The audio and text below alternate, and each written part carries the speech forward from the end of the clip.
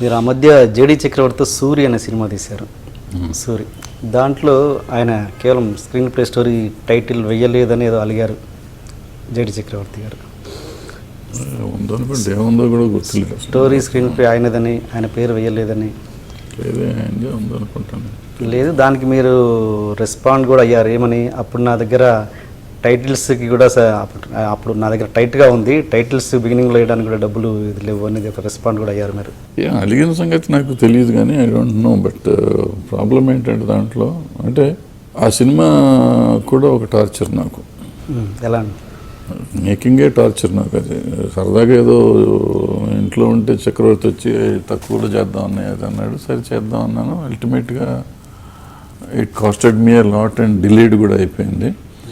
But all side నాకు అతని మీద ఉన్న కోపము ఇదంతా ఒక మధ్యలో కొంతకాలం మాట్లాడుకోలేదు కూడా మేమిద్దరం. సినిమా జరుగుతున్నప్పుడు కూడా ఏదో ఫినిష్ చేసాం. బట్ రేపు రిలీజు ఎల్లుండి రిలీజ్ అనగా చక్రవర్తి నా ఆఫీస్కి వచ్చి ₹1,00,000 క్యాష్ నా చేతికి ఇచ్చాడు. ఎందుకంటే నాకు రిలీజ్ చేసేటప్పటికి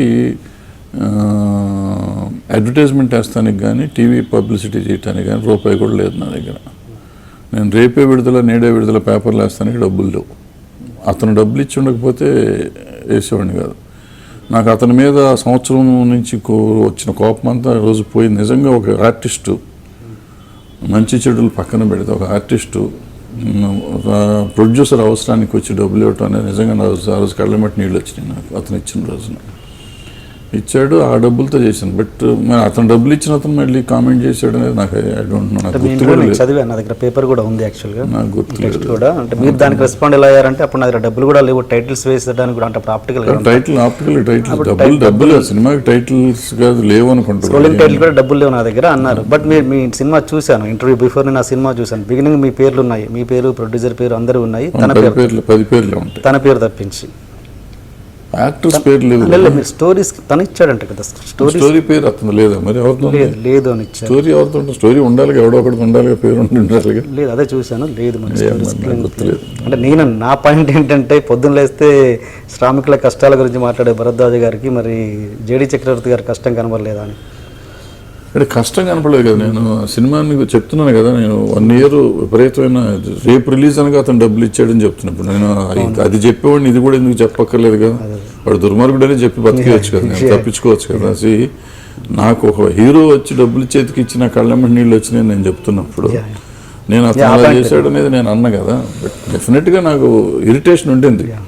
సో కోపంలో తీసేసానేమో కూడా నాకు తెలియదు. ఇప్పుడు మీరు చెప్తే నేను ఇప్పుడు వీడియో తెప్పించుకొని చూస్తే కానీ నేను చెప్పలేను.